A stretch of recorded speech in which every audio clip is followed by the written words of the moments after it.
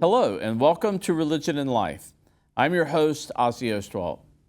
Imaginative and speculative literature give us imaginary worlds where authors can create places and characters that help us to see and understand possibility in life. Sometimes these authors engage in theological and philosophical topics.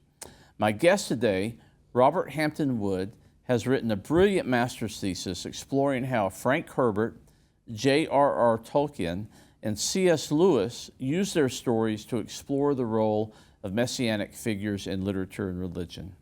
Welcome, Hampton. Thank you so much for having me here, Dr. Ostwald. Thank you for joining us. You just recently defended your MA thesis. I did, just last week. And I was honored to be on that committee. Thank you so much again for agreeing to be on the committee. Yeah, and got to read your thesis. It's really good. It's really, you should be very proud of it. Thank you. So I would like just to start by letting you talk about the thesis process a little bit. Right. How did you come to a topic, first of all? How do you get interested in it, and then what's the research like and the writing process, specifically here at Appalachian? Well, beginning the first stages of the thesis project, like you mentioned, is coming up with the ideas. And really, you kind of have to formulate that over their time in the master's process. And for me, I came up with my idea very early on. This was a topic that I've had a great interest in, even since before coming to Appalachian State. And for me, I really wanted to delve into every specific aspect of my thesis, and I was committed to it all the way through. And with that in mind, I approached the other members of my committee, Dr. Alonzo Smith and Dr. Jacob Babb, and when they both agreed to be part of the project, just like you did, I know that getting the ball rolling on the writing process was incredibly important. But in terms of writing the actual thesis, I completed my actual writing process within probably a month and a half of total writing. Wow. Yes. Going from that's impressive. Going from the introduction all the way to conclusion. But along that process, you get revisions and try to make your paper better, of course. But the first part of the thesis project, which is thesis prep, is completely devoted to research. And with that is how I got the excellent sources for my project. Okay. Yeah, and those of our listening audience who know that J.R.R. Tolkien and C.S. Lewis know that their works have a lot of allusions to religion and spirituality. Incredibly so. Maybe there may not be that much familiarity with Frank Herbert, but you got interested in Frank Herbert, who's the author of Dune. Right. And it's an interesting pairing. How did you get those three authors together? So I initially started with my idea for Frank Herbert and dissecting Dune for my thesis. Specifically after looking at the adaptations from Denis Villeneuve, where it is depicted in the film as Paul being a negative Messiah. And I wanted to contrast that with more positive depictions that we might know of found in C.S. Lewis and J.R.R. Tolkien. Because when people think of the genre of fantasy being used to represent religion, I think that J.R.R. Tolkien and C.S. Lewis come to mind as one of the biggest examples. Probably, yeah. But with Dune, it's less scholarship on that topic than J.R.R. Tolkien and C.S. Lewis. And that's something I wanted to bring to mind. And especially with my project, I compare each of these authors together with their interpretations of the Messianic figures, which a lot of scholars really haven't done before. Okay.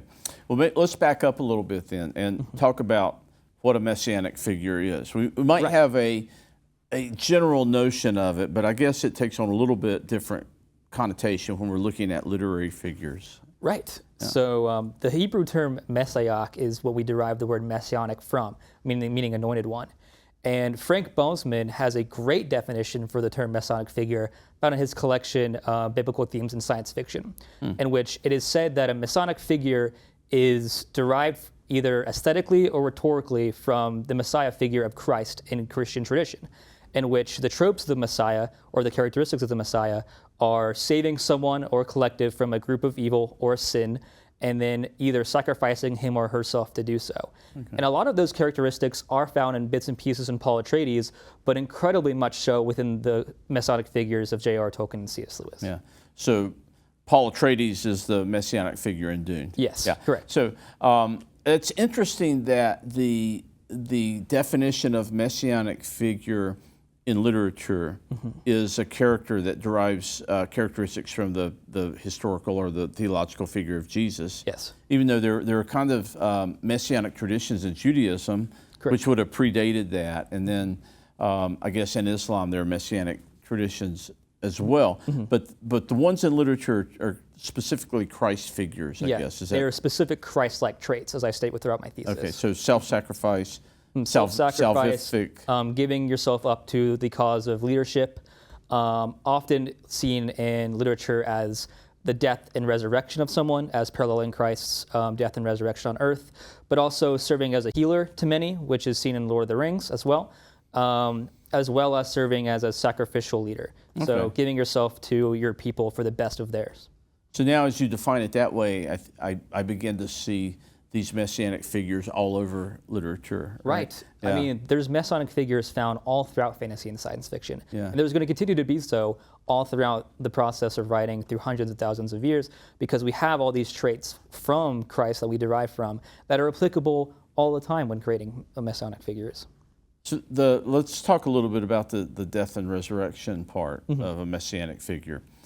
Is that representative of a transformative moment in the life of these figures, or is there a kind of literal death and resurrection that's depicted in the literature, or can it be both? It is both. Okay. So when I looked at Dune, specifically in the messianic figure of Paul Atreides, his death and resurrection is more of a symbolic giving up of his identity. So in the narrative of Dune, Paul Atreides gives up his identity as the son of the Duke in order to become the Kwisatz Haderach, or the Messiah in Dune. Okay.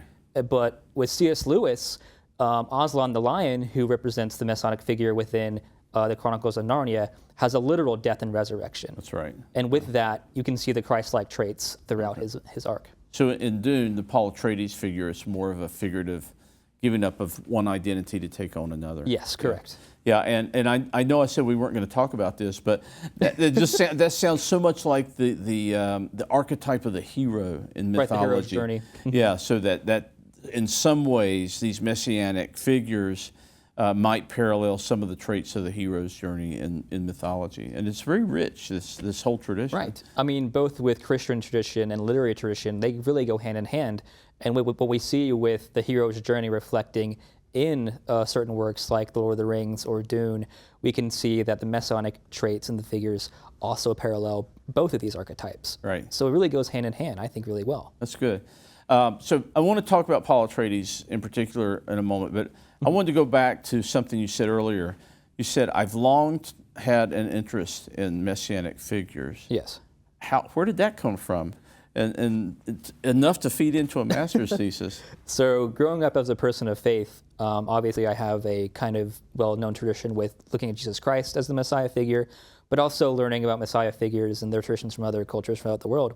But specifically when I looked at Dune, I thought of my first time seeing a negative messianic figure depicted in a work that I really, as a person of faith, hadn't really thought about too much. And that really got me invested in what are the kind of characteristics that come with depicting different messianic figures throughout science fiction and fantasy.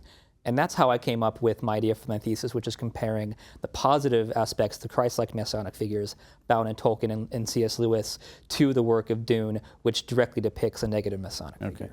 Yeah, and I want you to expound a little bit on what makes a messianic figure a negative messianic figure. And it sounds almost like we're talking about a cautionary tale here. It is. So Frank Herbert uses his messianic figure, Paul Atreides, to warn of the inherent power that a Messiah can have.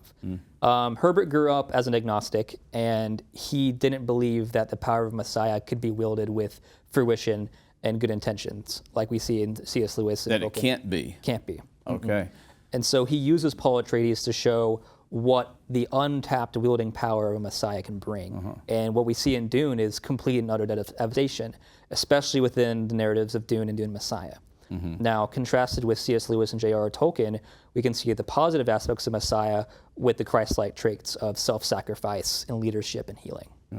So the cautionary tale about the negative outcomes of investing someone with messianic power is about power and corruption, I suppose. Absolutely. And ego.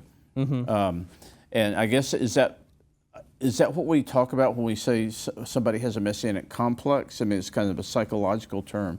But but maybe there's two different ways to have a messianic complex as well. And by the way, I think you're teasing out the negative messianic figure in Dune is really the original part of your thesis. That's really helpful and important. Right. Yeah. But is that the messianic complex? Is kind of either wanting to fulfill a power that you have? Okay. So there's a power complex that we see in Dune, which is Paul has the power of the Messiah, and yet he uses that to fulfill his own ego, right? It's his own selfish desires to enact vengeance upon those who have wronged him that lead him to wielding such power and devastation that leads to the destruction of so many lives. And so that leads to like the negative interpretation of a messianic complex, because even though he wields this power, which he could use for good, he uses this for his own selfish desires and to boost his own ego. And people still follow the negative Messiah. So they do. As seen in Dune Messiah, it leads to the devastation and destruction of 61 billion lives. But even with that, he has such power with his ego as the emperor and the Messiah that he leads such people to go on and do all these kind of things in his name. So is that another characteristic of the messianic figure, having the charisma to attract and lead, and even if your intentions aren't good? So yeah, being a charismatic leader is important when distinguishing between a Masonic figure. And we even see that in a positive depiction with Aragorn in Lord of the Rings, as he serves as a king and a healer to his people. But unlike Paul Atreides in Dune, he wants the best for his people and specifically leads them into leading better lives, rather than Paul Atreides, who uses his Masonic complex to lead them to destruction of so many. Okay. Well, since you mentioned Lord of the Rings, why don't we segue into J.R.R. Tolkien? Sure. And as you said, when you mentioned fantasy literature, that's one of the names that pops into everybody's head. I believe that J.R.R. Tolkien's Lord of the Rings is probably the biggest name in fantasy, at least from the last 20th century. Yeah, and it's interesting that you paired Tolkien and Lewis because they were good friends, and a lot of people don't know that. Yeah, they attended Oxford together for many years, and some people don't know that C.S. Lewis directly came back into his Christian faith from J.R.R. Tolkien's direct influence. And even though it wasn't directly into the Catholic faith like J.R.R. Tolkien was, without J.R.R. Tolkien's direct intervention during the years at Oxford together, C.S. Lewis would have never converted back to the faith and wrote his apologetics as a result. Yeah, so Lewis he grew up in a Protestant household, I believe, and then as a young teenager became atheist and remained an atheist until his late 20s. Until his time at Oxford with J.R.R. Tolkien. So Tolkien was a devout Catholic his entire life. Yes. Why do you think he chose fantasy as the genre for his writing? So I think the genre of fantasy, specifically for the use of Lewis, but Tolkien specifically, brings out the tropes of the binary good that Tolkien so adamantly believed in and so wholeheartedly believed in. Because Tolkien itself believed in the inherent good in nature of humankind, and he puts that throughout his work. And he uses the genre to really emphasize the binary good versus evil and the good of the Christian characters he creates in the Masonic figures. One of that being the locations within Middle-earth, such as Mordor representing the hell, the evilness and sin, and the Shire representing the heaven or paradise that both Frodo and Gandalf reside in. And so he uses different aspects and tropes of fantasy to really propel his vision of positive Masonic tropes. Okay. Now, you said Tolkien believed in the inherent goodness of humanity. That's not exactly an orthodox position for a Catholic, is it? It's not necessarily. Yeah, because there's a strong belief in original sin, I guess, and tendency towards sinfulness. Did Tolkien ever try to square that with his Catholic faith, or was that just a kind of aberration for him? That was more of his own unique beliefs. Okay. And I think that his own Catholic identity made him translate his writing very uniquely into Middle-earth. I think that if Middle-earth was written by a Catholic who didn't believe specifically in the ideas that he believed in, there wouldn't be the same kind of ideas. So I guess what fascinates me about choosing fantasy as a genre here, it really frees the authors up to explore ideas and implications about their faith. And it seems to me that that's what Tolkien's doing in a great way. Oh, very much so. Yeah. I mean, he himself wrote in a letter to one of his friends who was a priest in 1953 that The Lord of the Rings is an inherently Catholic and religious text. And with this, you can see his ideas come to the forefront of what he wanted to do with the genre of fantasy and propel all the Christ-like traits found in his own Messianic figures with the tropes of fantasy combined. And with that, we get such a brilliantly created world of Middle-earth wrapped in Catholic theology. Yeah, and that's not readily apparent, is it? Not necessarily, Yeah. unless you look at the scholarship behind the Lord of the Rings. Viewing it from an outside lens may not believe that the Catholic work of J.R.R. Tolkien is so inherent to understanding what he wants with the Lord of the Rings. Yeah. All right. So, in your thesis, I think one of the original things that you contribute here is your description of what you called, I think, Tolkien's Trinity of Messiahs. I dub it Tolkien's own Holy Trinity. Tolkien's Holy Trinity, which is also not a really Orthodox Catholic belief. It's not. Yeah. No, most normal Catholics would not do anything to impeach their doctrine. No. Yeah, so I'm really gaining a different understanding of Tolkien here. He's a bit of an enigma, the devout Catholic choosing fantasy literature, and in the process exploring some of these ideas that really go against some of the foundations of his faith. Right. It is unorthodox, but with that, we get such brilliant work through his ideas. Yeah. All right, so let's lay out Tolkien's Holy Trinity. Right. Okay. So in my thesis, I describe, in comparison to C.S. Lewis, who has one central Christ-like figure, Tolkien uses three separate Messianic figures to really wrap the different processes of how you can create Christ-like traits in three different Messiahs. And with that, we see Christ-like traits found in Frodo, Aragorn, and Gandalf. And with that, Frodo's Christ-like traits are focused in his self-sacrifice, right? Okay. His journey to Mount Doom in order to get rid of the ring and the service of corruption. And that's a big part of what makes Frodo this central Christ-like Messianic figure. But Aragorn serves as the king and healer to his people, just like Christ did written in the New Testament. And with that, he serves as the second Christ-like Messianic figure. Now, Gandalf serves as the third Messianic figure through his literal death and resurrection found in the Fellowship of the Ring. So he dies for his party, the Fellowship, just like Christ died for the sins of man on earth, and then is just resurrected in white, just like Christ did in the New Testament. So you need three characters to embody all of the messianic traits characteristics of the Lord of the Rings, yes. Yeah. Wow. That is a different Trinity, right? So I guess there's no way that these three characters can be combined into one, because they're on the scenes at the same time. No, right? all their character arcs wrap up in different ways and have such different explorations throughout the Lord of the Rings. Yeah. Yet the beauty of that narrative is seeing Christ represented in all three of them. Yeah. So if you were to advise someone on how to read The Lord of the Rings with an eye toward this being an expression of Tolkien's Catholic faith and theology, how would you advise them? Should they sit down with an encyclopedia of Catholic theology, or how would you go about doing that? So I would honestly give him a little background of Catholic theology and tradition, because J.R.R. Tolkien was so deep into that when he created his Middle Earth. But there are so many different scholars and books that talk about the theology of the Lord of the Rings, if anyone is interested in exploring that further. Okay. But critically, to view the Lord of the Rings as a Catholic work, just having a basic understanding of the Catholic faith and religion, or Christian faith and religion, and then looking at the specific instances in which the binary good versus evil is represented, and how that plays out with the three separate Messianic figures. Okay. All right, let's move to Lewis. We've got some time left here. Oh, yeah. And I, to be honest, I'm more familiar with C.S. Lewis than the other two. I've read the other two. Well, the Lord of the Rings did come out after the Chronicles of Narnia. Yeah, and that's a little bit ironic too, right? Because you talked about the relationship between Tolkien and Lewis. Right. Tolkien trying to bring Lewis back to the faith, and Lewis trying to push Tolkien to publish his Lord of the Rings. Yes. And he drug his feet on it, right? I mean, he just couldn't pull the trigger. And then ironically, as you know, in later years, C.S. Lewis then got the leg up because he published first. And then J.R.R. Tolkien was a little upset about that. And in later interviews, he would say, well, I should have published first, even though he was pushed to do so.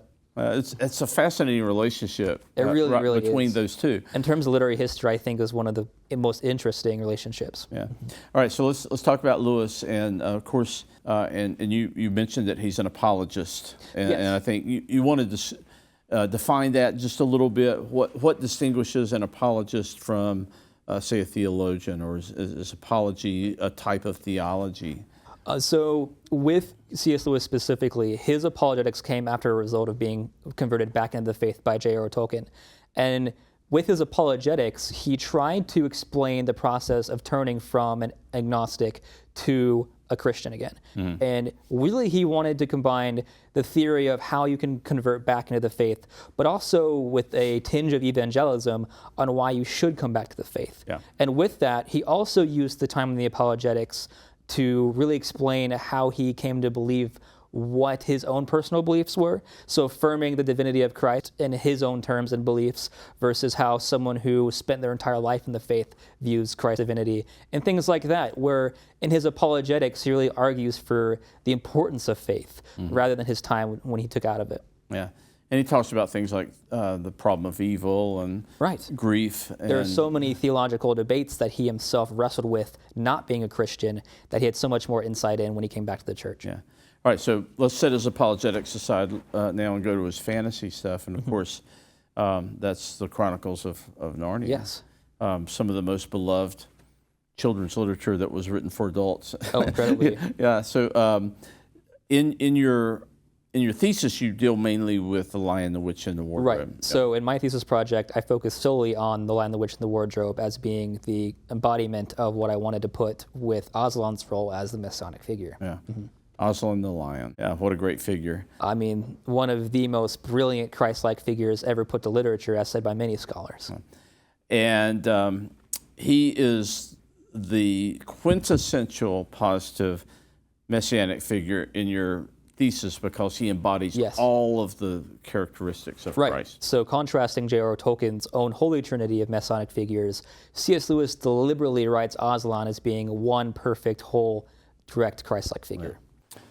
So Aslan is, as I said, the kind of quintessential messianic figure here in your thesis, Correct. in that you have one character who embodies all of the messianic characteristics. Right. So one singular Christ-like Messianic figure, Yeah. comparing to J.R.R. Tolkien's three Holy Trinity characters of Messianic figures. And then Herbert's Herbert's negative. one Yeah, so negative it makes Messianic figure. Lewis is a little special Yes, here. yes. Yeah. So in the context of Narnia, you get all of these great theological themes explored, like original sin and the fall of humankind, and the good versus evil, and then the great apocalyptic battle. Right. And then the as you said, the salvific moment with the sacrifice and the breaking of the stone tablet. Right. And I mean, really, Aslan's sacrifice on the stone tablet not only parallels Christ's death so much that we can only view it as such in his interpretation,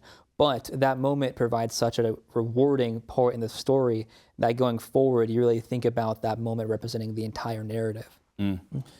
yeah, so that becomes the culmination right Right. there. It's really the central point. Yeah. So what's your besides that central point? What do you think is the second most important part of that narrative in light of Aslan's character as a messianic figure? So I think it's almost the point directly after that, which is the narrative in which Aslan goes and breathes life back into the stone figures and they come back to life, which really, if you think about the book of Revelation in the New Testament, mirrors Christ's return back into earth, which parallels Aslan's return back into Narnia and breathing life into those who had fallen, just as Christ is said to do when he returns into the book of Resurrecting Revelation. those who have Resurrecting died. those who have died. Yeah, so I forgot about that one when I was enumerating all the scenes. Yeah. And then the apocalyptic battle where good ultimately triumphs. triumphs over evil. Yeah. Yes.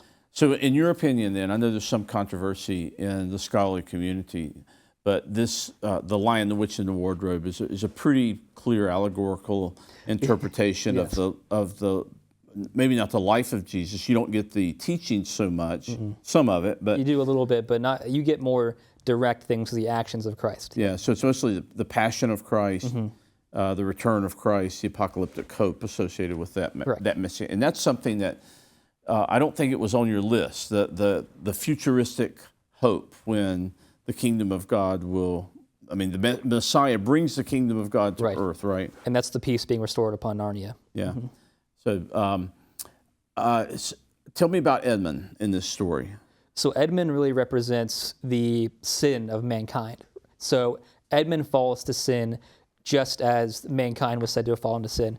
And with this, we see that Aslan chooses willfully to give up his life in return for Edmund's life. Yeah. And with that, we see the full front of Aslan's sacrifice, not just being for the people of Narnia, but being for someone who has betrayed and has sinned.